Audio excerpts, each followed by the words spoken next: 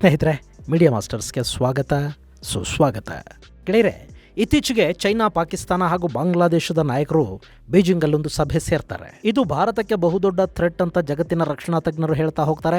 ಈಗ ಭಾರತ ತುಂಬಾನೇ ಕೇರ್ಫುಲ್ ಆಗಿರಬೇಕು, 3 ಫ್ರಂಟ್ ವಾರ್ಗೆ ಭಾರತ ಸಿದ್ಧ ಆಗಬೇಕು. ಬಾಂಗ್ಲಾದೇಶ, ಚೈನಾ ಹಾಗೂ ಪಾಕಿಸ್ತಾನಗಳ ಸಿಂಡಿಕೇಟ್ ಅನ್ನೋದು ಭಾರತಕ್ಕೆ ಒಳ್ಳೆಯದಲ್ಲ ಅನ್ನೋ ಅಭಿಪ್ರಾಯಗಳನ್ನು ಸಾಕಷ್ಟು ಜನ ವ್ಯಕ್ತಪಡಿಸ್ತಾರೆ. ಆದರೆ ಭಾರತ ಮಾತ್ರ ಅದ್ಯಾವುದಕ್ಕೂ ಪ್ರತಿಕ್ರಿಯಿಸೋದಕ್ಕೆ ತಲೆ ಕೆಡಿಸ್ಕೊಳ್ಳೋದಕ್ಕೆ ಹೋಗೋದಿಲ್ಲ. ಪಾಕ್ ಮತ್ತು ಬಾಂಗ್ಲಾದಿಂದ ಏನೆಲ್ಲ ಆಗುತ್ತೆ ಅನ್ನೋದು ಭಾರತಕ್ಕೆ ಚೆನ್ನಾಗಿ ಗೊತ್ತು. ಇನ್ನು ಚೈನಾ ಭಾರತವನ್ನು ಕೆಣಕೋದಕ್ಕೆ ಹೋಗೋದಿಲ್ಲ. ಅವರಿಗೆ ವ್ಯಾಪಾರ ಬೇಕು ಮತ್ತು ಈ ಹಿಂದೆ ಗಲ್ವಾನ್ ವ್ಯಾಲಿಯಲ್ಲಿ ಕೆಣಕಿ ಒದೇನೂ ತಿಂದಿದ್ದಾರೆ. ಹೀಗಾಗಿ ಇನ್ನು ಮುಂದೆ ಅವರೇನಿದ್ರು ಪಾಕಿಸ್ತಾನವನ್ನು ಮುಂದಿಟ್ಟುಕೊಂಡು ಆಟ ಕಟ್ತಾರೆ ಅನ್ನೋದು ಭಾರತಕ್ಕೆ ಗೊತ್ತಿರೋ ವಿಷಯ. ಹೀಗಾಗಿ ಭಾರತ ಈ ಸಭೆಗೆ ಹೆಚ್ಚು ಮಹತ್ವವನ್ನು ಕೊಡಲಿಲ್ಲ. ಬದಲಿಗೆ ತನ್ನ ಗಡಿಗಳನ್ನು ಭದ್ರಪಡಿಸಿಕೊಳ್ಳುವ ಕಡೆಗೆ ಹೆಚ್ಚು ಗಮನ ಕೊಡ್ತಾ ಹೋಯಿತು. ಗಡಿಗಳನ್ನು ಕಾಯೋದಕ್ಕೆ ಬೇಕಾದ ಶಸ್ತ್ರಾಸ್ತ್ರಗಳ ತಯಾರಿಯನ್ನು ಹೆಚ್ಚು ಮಾಡಿಕೊಳ್ತು. ಒಂದಷ್ಟು ಹೊಸ ಮಿಸೈಲ್ಗಳ ಪರೀಕ್ಷೆಯನ್ನು ಮಾಡ್ತು. ಈ ಪ್ರಯತ್ನದಲ್ಲಿ ಮತ್ತೊಂದು ಯಶಸ್ಸನ್ನು ಭಾರತ ಪಡ್ಕೊಂಡಿದೆ. ಈ ಮೂಲಕ ಹೈ ಆಲ್ಟಿಟ್ಯೂಡಲ್ಲಿ ಕೂಡ ಶತ್ರುಗಳ ಎದೆ ಕಂಪಿಸುವಂತೆ ಮಾಡುವ ಭಯಾನಕ ಹಾಗೂ ಅತ್ಯಾಧುನಿಕ ಯುದ್ಧ ಟ್ಯಾಂಕುಗಳು ಸಿದ್ಧ ಆಗಿವೆ. ಅಷ್ಟೇ ಅಲ್ಲದೆ ಅವುಗಳಲ್ಲಿ ಆರ್ಟಿಫಿಷಿಯಲ್ ಇಂಟೆಲಿಜೆನ್ಸನ್ನು ಕೂಡ ಭಾರತ ಅಳವಡಿಸಿದ್ದು ಈ ಟ್ಯಾಂಕುಗಳು ಚೈನಾ ಹಾಗೂ ಪಾಕಿಸ್ತಾನದ ಯುದ್ಧೋನ್ಮಾದಕ್ಕೆ ಮದ್ದನ್ನು ಅರಿಯುತ್ತವೆ. ಹಾಗಾದರೆ ಯಾವುದು ಈ ಹೊಸ ಯುದ್ಧ ಟ್ಯಾಂಕು? ಅದರ ವಿಶೇಷ ಏನು ಮತ್ತು ಭಾರತದ ಬಳಿ ಈ ಸದ್ಯಕ್ಕೆ ಬಳಕೆಯಲ್ಲಿರುವ ಯುದ್ಧ ಟ್ಯಾಂಕುಗಳು ಯಾವುವು ಅನ್ನೋ ಬಗ್ಗೆ ಕೂಡ ಒಂದಷ್ಟು ಮಾಹಿತಿಯನ್ನು ನಾವಿಲ್ಲಿ ನೋಡೋಣ.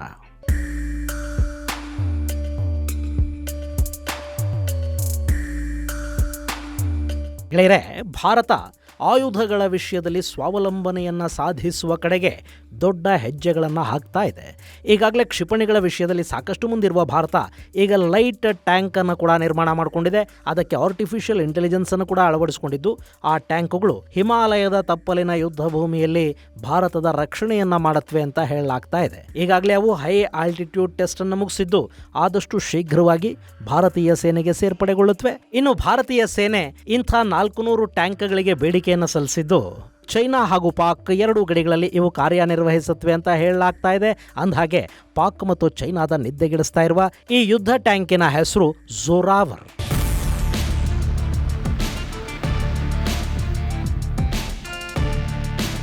ಗೆಳೆಯರೆ, ವಿಶೇಷವಾಗಿ ನಮಗೆ ಹೈ ಆಲ್ಟಿಟ್ಯೂಡ್ ಟ್ಯಾಂಕ್ಗಳು ಬೇಕಾಗೋದು ಚೈನಾದ ವಿರುದ್ಧ ಡೆಟರೆನ್ಸ್ ಅನ್ನು ಕಾಪಾಡಿಕೊಳ್ಳೋದಕ್ಕೆ. ಇನ್ನು ಈ ಟ್ಯಾಂಕ್ಗಳಿಗೆ ಝೊರಾವರ್ ಅನ್ನೋ ಹೆಸರಿಡೋದಕ್ಕೆ ಕೂಡ ಒಂದು ಕಾರಣ ಇದೆ. ಇದು ಭಾರತದ ಮಹಾಯೋಧನೊಬ್ಬನ ಹೆಸರು.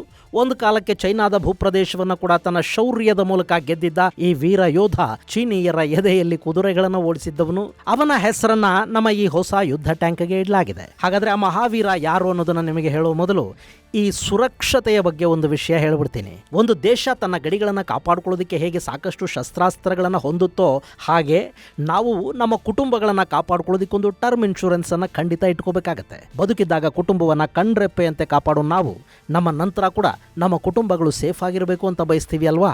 ಅದು ಸಾಧ್ಯ ಆಗಬೇಕು ಅಂದರೆ ನಮ್ಮ ಹತ್ರ ಒಂದು ಟರ್ಮ್ ಇನ್ಶೂರೆನ್ಸ್ ಇರಬೇಕು. ಅದರಲ್ಲೂ Axis Max life insurance term plan ಅನ್ನು ನೀವು ತಗೊಂಡಿದ್ದೆ ಆದರೆ ಪ್ರತಿ ತಿಂಗಳು 577 ರೂಪಾಯಿಗಳನ್ನು ಪಾವತಿ ಮಾಡಿ 1 ಕೋಟಿವರೆಗೆ ಇನ್ಶೂರ್ಡ್ ಅಮೌಂಟ್ ಅನ್ನು ಪಡ್ಕೋಬಹುದು ಅಂತ ಅವ್ರು ಹೇಳ್ತಾರೆ. ಇನ್ನು ಈ ಆಕ್ಸಿಸ್ ಮ್ಯಾಕ್ಸ್ ಲೈಫ್ ನ ಮೊದಲ ಪ್ರೀಮಿಯಂ ಮೇಲೆ 15% ಡಿಸ್ಕೌಂಟ್ ಕೂಡ ಇದೆ. ಹಾಗೆ ಈ ಮ್ಯಾಕ್ಸಿಸ್ ಲೈಫ್ ಅಲ್ಲಿ 99.7% ಕ್ಲೈಮ್ ರೇಟ್ ಕೂಡ ಇದೆಯಂತೆ. ಇದರ ಜೊತೆಗೆ ಒಂದು ವೇಳೆ ಆಗಬಾರದೇನಾದ್ರೂ ಆದ್ರೆ ಆ ಕುಟುಂಬಕ್ಕೆ ಕೇವಲ 3 ಗಂಟೆಗಳ ಒಳಗಾಗಿ ಸೆಟಲ್ಮೆಂಟ್ ಅನ್ನ ಮಾಡಿಕೊಡ್ತೀವಿ ಅಂತ ಕೂಡ ಆಕ್ಸಿಸ್ ಮ್ಯಾಕ್ಸ್ ಲೈಫ್ ಹೇಳುತ್ತೆ.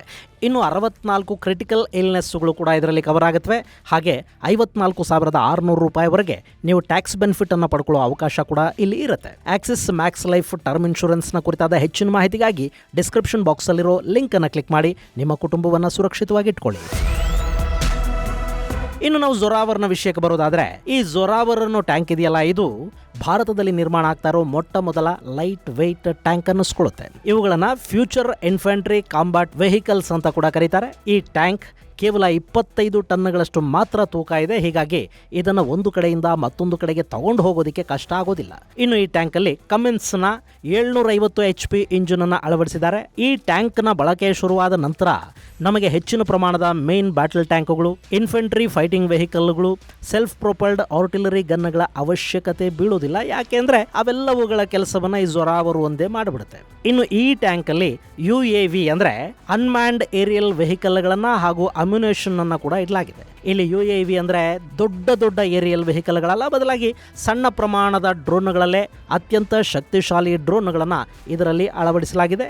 ಟ್ಯಾಂಕ್ನಿಂದ ಹಾರುವ ಡ್ರೋನ್ಗಳು ತಮ್ಮಲ್ಲಿನ ಕ್ಯಾಮರಾಗಳ ಮೂಲಕ ಶತ್ರುಗಳಿಗೆ ಸಂಬಂಧಿಸಿದ ಒಂದಷ್ಟು ಮಾಹಿತಿಯನ್ನು ಈ ಟ್ಯಾಂಕ್ಗೆ ರವಾನೆ ಮಾಡುತ್ತವೆ. ಆ ಡ್ರೋನ್ಗಳು ಅಗತ್ಯ ಬಿದ್ದರೆ ಅಟ್ಯಾಕಿಂಗ್ ಡ್ರೋನ್ಗಳಾಗಿ ಕೂಡ ಕೆಲಸ ಮಾಡುತ್ತವೆ.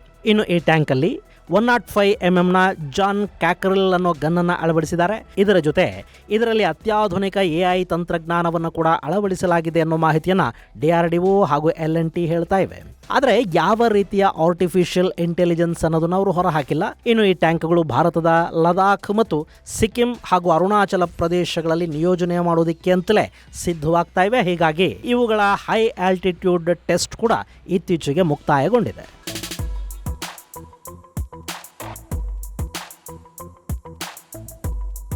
ಗೆಳೆಯರೆ, ಸಾಮಾನ್ಯವಾಗಿ ಹಿಮಾಲಯ ಪರ್ವತ ಪ್ರದೇಶಗಳಲ್ಲಿ, ಲದಾಖಲ್ಲಿ ಅಷ್ಟೇ ಅಲ್ಲ, ನೀವು ಎತ್ತರಕ್ಕೆ ಹೋದಷ್ಟು ಆಕ್ಸಿಜನ್ನ ಪ್ರಮಾಣ ಕಡಿಮೆ ಆಗ್ತಾ ಹೋಗುತ್ತೆ. ಹೇಗೆ ಮನುಷ್ಯನ ದೇಹ ಆಕ್ಸಿಜನ್ ಕಡಿಮೆ ಆದರೆ ಏದುಸಿರು ಬಿಡುತ್ತೋ ಹಾಗೆ ವಾಹನಗಳ ಇಂಜಿನ್ಗಳು ಕೂಡ ಏದುಸಿರು ಬಿಡೋದಕ್ಕೆ ಶುರು ಮಾಡುತ್ತವೆ. ಹೀಗಾಗಿನೇ ಹೈ ಆಲ್ಟಿಟ್ಯೂಡ್ ಪ್ರದೇಶಗಳಲ್ಲಿ ಸಾಮಾನ್ಯ ಇಂಜಿನ್ಗಳು ತಮ್ಮ ಕಾರ್ಯಕ್ಷಮತೆಯನ್ನು ಕಳ್ಕೊಳ್ಳುತ್ತವೆ.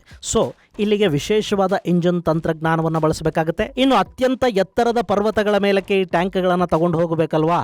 ಇವು ತುಂಬಾ ಭಾರ ಇದ್ರೆ ಸಾಗಾಟ ಕಷ್ಟ. ಹೀಗಾಗಿ ಇವುಗಳ ತೂಕ ಕಡಿಮೆ ಇರಬೇಕಾಗುತ್ತೆ. ಹಾಗಿದ್ದಾಗ ಮಾತ್ರ ಹೆಲಿಕಾಪ್ಟರ್ಗಳ ಮೂಲಕ ಇವುಗಳನ್ನು ಒಂದು ಕಡೆಯಿಂದ ಮತ್ತೊಂದು ಕಡೆಗೆ ಎತ್ತರದ ಯುದ್ಧ ಭೂಮಿಗಳಿಗೆ ಸಾಗಾಟ ಮಾಡೋದಕ್ಕೆ ಸಾಧ್ಯ ಆಗುತ್ತೆ. ಅದಕ್ಕಾಗಿನೇ ಈ ಝೊರಾವರ್ನ ಲೈಟ್ ವೆಯ್ಟ್ ಟ್ಯಾಂಕ್ ರೀತಿಯಲ್ಲಿ ನಿರ್ಮಾಣ ಮಾಡಿದ್ದಾರೆ. ಇದರ ತೂಕ ಬರೀ 25 ಟನ್ ಮಾತ್ರ. ಇನ್ನು ಈ ಝೊರಾವರ್ನನ್ನ DRDOದ ಮಾರ್ಗದರ್ಶನದಲ್ಲಿ ಲಾರ್ಸನ್ ಅಂಡ್ ಟೋಬ್ರೋ ಕಂಪನಿ ನಿರ್ಮಾಣ ಮಾಡಿದೆ. ಈಗಾಗಲೇ ಈ ಟ್ಯಾಂಕ್ ಅನ್ನ ಗುಜರಾತ್ನ ಹಜೀರಾದಲ್ಲಿ ಪರೀಕ್ಷೆ ಮಾಡಲಾಗಿದೆ. ಅದರ ಜೊತೆಗೆ ಲದಾಖ್ ಅಲ್ಲಿ ಕೂಡ ಪರೀಕ್ಷೆಗಳು ನಡೆದಿವೆ. ಅಲ್ಲಿ ಕೂಡ ಝೊರಾವರ್ ಯಶಸ್ವಿಯಾಗಿ ತನ್ನ ಕೆಲಸವನ್ನು ಮಾಡಿದೆ. ಭಾರತೀಯ ಸೇನೆಗೆ ಅಗತ್ಯ ಇರುವ ಎಲ್ಲ ಪರೀಕ್ಷೆಗಳಲ್ಲಿ ಕೂಡ ಝೊರಾವರ್ ಉತ್ತೀರ್ಣನಾಗಿದ್ದು ಇದರ ಬಳಕೆಗೆ ಭಾರತೀಯ ಸೇನೆ ಅಸ್ತು ಅಂತ ಹೇಳಿದೆ. ಈ ಮೂಲಕ ಭಾರತದಲ್ಲೇ ತಯಾರಾಗುವ ಅತ್ಯಾಧುನಿಕ ಸ್ವದೇಶಿ ಲೈಟ್ ವೆಯ್ಟ್ ಟ್ಯಾಂಕ್ ಅನ್ನೋ ಹೆಗ್ಗಳಿಕೆಗೆ ಇದು ಪಾತ್ರ ಆಗ್ತಾ ಇದ್ದು ಇನ್ನು ಕೆಲವೇ ದಿನಗಳಲ್ಲಿ ಭಾರತೀಯ ಸೇನೆಗೆ ಸೇರ್ಪಡೆ ಕೂಡ ಆಗುತ್ತೆ. ಇನ್ನು ಇಲ್ಲಿವರೆಗೆ ಲದಾಖಲ್ಲಿ T-72 ಹಾಗೂ T-90 ಭೀಷ್ಮ ಟ್ಯಾಂಕ್ಗಳನ್ನು ನಿಲ್ಲಿಸಲಾಗಿತ್ತು. ಅವು ಸುಮಾರು 46 ಟನ್ಗಳಷ್ಟು ತೂಕವನ್ನು ಹೊಂದಿವೆ. ಇನ್ನು ನಮ್ಮಲ್ಲಿ ಅರ್ಜುನ್ ಬ್ಯಾಟಲ್ ಟ್ಯಾಂಕ್ ಇದೆ. ಅದರ ಕತೆ ಹೇಳೋದೇ ಬೇಡ, ಯಾಕೆಂದ್ರೆ ಅದು 65 ಟನ್ ತೂಗುತ್ತೆ. ಹೀಗಾಗಿ ಈ ಅರ್ಜುನ್ ಬ್ಯಾಟಲ್ ಟ್ಯಾಂಕ್ ಅನ್ನೋದು ಎತ್ತರದ ಪ್ರದೇಶಕ್ಕೆ ಸೂಟ್ ಆಗೋದಿಲ್ಲ. ಬಯಲು ಯುದ್ಧ ಭೂಮಿಗಳಿಗೆ, ರಾಜಸ್ಥಾನದಂತ ಮರುಭೂಮಿ ಪ್ರದೇಶಕ್ಕೆ ಅರ್ಜುನ್ ಓಕೆ. ಮತ್ತು ಅರ್ಜುನ್ ಟ್ಯಾಂಕ್ಗಳನ್ನು ಭಾರತ ಆಫ್ರಿಕಾದ ದೇಶಗಳಿಗೆ ಎಕ್ಸ್ಪೋರ್ಟ್ ಕೂಡ ಮಾಡ್ತಾ ಇದೆ. ಈ ಅರ್ಜುನ್ ಟ್ಯಾಂಕ್ ತುಂಬಾ ಬಲಿಷ್ಠ ಆಗಿದ್ರೂ ಕೂಡ ನಮಗೆ ಹಿಮಾಲಯದ ಯುದ್ಧ ಭೂಮಿಗೆ ಅದು ಹೊಂದಿಕೆ ಆಗೋದಿಲ್ಲ. ಎತ್ತರದ ಪ್ರದೇಶಗಳಿಗೆ ಅದನ್ನು ತಗೊಂಡು ಹೋಗೋದಕ್ಕೆ ಸಾಧ್ಯ ಆಗೋದಿಲ್ಲ. ಹೀಗಾಗಿ ಚೈನಾದ ವಿರುದ್ಧ ಝೊರಾವರ್ ಲೈಟ್ ವೆಯ್ಟ್ ಟ್ಯಾಂಕ್ ತುಂಬಾನೇ ಸೂಟ್ ಆಗುತ್ತೆ. ಇನ್ನು ಲೈಟ್ ವೆಯ್ಟ್ ಟ್ಯಾಂಕ್ಗೆ ಝೊರಾವರ್ ಅನ್ನೋ ಹೆಸರನ್ನು ಯಾಕೆ ಕೊಟ್ಟಿದ್ದಾರೆ ಅನ್ನೋದು. ಗೆಳೆಯರೆ, ಝೊರಾವರ್ ಅನ್ನೋದು ಭಾರತದ ಇತಿಹಾಸದಲ್ಲಿ ಅಚ್ಚಳಿಯದ ಹೆಸರು. 1841 ಸಮಯದಲ್ಲಿ ಸಿಖ್ ಸಾಮ್ರಾಜ್ಯದ ಪತನ ಆದ ನಂತರ ಕಾಶ್ಮೀರವನ್ನ ಬ್ರಿಟಿಷರಿಂದ ಲೀಸ್ ಮೇಲೆ ಪಡೆದು ಆಳ್ವಿಕೆ ನಡೆಸ್ತಾ ಇದ್ದ ಡೋಗ್ರಾ ಸಾಮ್ರಾಜ್ಯದ ಸೇನಾ ನಾಯಕನಾಗಿದ್ದವನು ಜನರಲ್ ಜೊರಾವರ್ ಸಿಂಗ್ ಕಹ್ಲೂರಿಯಾ. ಈ ಝೊರಾವರ್ ಸಿಂಗ್ ಕಹ್ಲೂರಿಯಾ ಡೋಗ್ರಾ ಸೇನೆಯನ್ನ ಕೈಲಾಸ ಮಾನಸ ಸರೋವರದವರೆಗೆ ತಗೊಂಡು ಹೋಗ್ತಾನೆ. ಅಲ್ಲಿವರೆಗೆ ಜಮ್ಮು ಕಾಶ್ಮೀರ ರಾಜ್ಯವನ್ನು ವಿಸ್ತರಿಸ್ತಾನೆ. ಹೀಗಾಗಿ ಅವನ ಹೆಸರು ಭಾರತದ ಇತಿಹಾಸದಲ್ಲಿ ಅಚ್ಚಳಿಯದ ಹಾಗೂ ಉಳಿದು ಬಿಡುತ್ತೆ. ಅಂಥ ಸೇನಾ ನಾಯಕನ ಹೆಸರನ್ನ ಭಾರತ ನಿರ್ಮಾಣ ಮಾಡ್ತಾ ಇರುವ ಚೈನಾದ ಗಡಿಯಲ್ಲಿ ನಿಯೋಜನೆಗೊಳ್ಳುವ ಈ ಲೈಟ್ ವೆಯ್ಟ್ ಟ್ಯಾಂಕ್ಗೆ ಇಡಲಾಗಿದೆ. ಇನ್ನು ಈ ಝೊರಾವರ್ ಟ್ಯಾಂಕ್ಗಳು ಭಾರತದಲ್ಲಿ ಈಗ ಬಳಕೆಯಲ್ಲಿರುವ BMP-2 ಇನ್ಫೆಂಟ್ರಿ ಕಾಂಬಾಟ್ ವೆಹಿಕಲ್ ಅನ್ನ ರಿಪ್ಲೇಸ್ ಮಾಡುತ್ತವೆ. ಹಾಗೇನೆ ಈ ಟ್ಯಾಂಕ್ಗಳು ಲದಾಖ್, ಸಿಕ್ಕಿಂ, ಅರುಣಾಚಲಗಳಲ್ಲಿ ನಿಯೋಜನೆಗೊಳ್ಳುವುದರಿಂದ ಅಲ್ಲಿ ಬಳಸಲಾಗ್ತಾ ಇರುವ ಕಾಂಬಾಟ್ ವೆಹಿಕಲ್ಗಳ ಬದಲು ಈ ಅತ್ಯಾಧುನಿಕ ಹಾಗೂ ಹಗುರ ಟ್ಯಾಂಕರ್ಗಳನ್ನು ಬಳಸೋದಕ್ಕೆ ಸಾಧ್ಯ ಆಗುತ್ತೆ. ಇದರಿಂದ ಸೈನಿಕರಿಗೆ ಕೂಡ ಒಂದಷ್ಟು ರಕ್ಷಣೆ ಸಿಗುತ್ತೆ.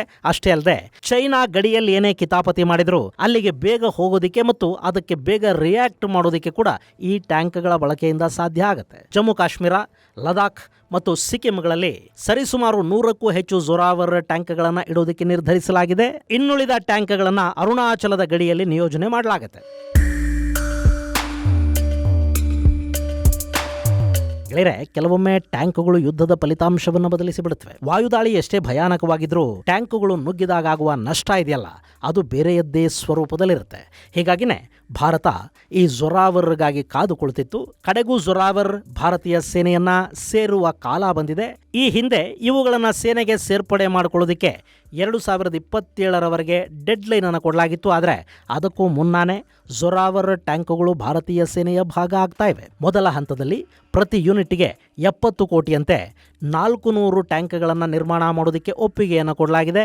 ಹಾಗೆ 1,000 ಟ್ಯಾಂಕ್ಗಳನ್ನು ಭಾರತೀಯ ಸೇನೆ ಮುಂದಿನ ದಿನಗಳಲ್ಲಿ ಪಡ್ಕೊಳ್ತಾ ಹೋಗುತ್ತೆ. ಆ ಮೂಲಕ ಹಿಮಾಲಯದ ತಪ್ಪಲಿಗೆ ಬಲಿಷ್ಠ ಟ್ಯಾಂಕ್ನ ರಕ್ಷಣೆ ಸಿಕ್ಕಂತಾಗತ್ತೆ. ದೇಶದ ರಕ್ಷಣೆಗಿದಾಯಿತು.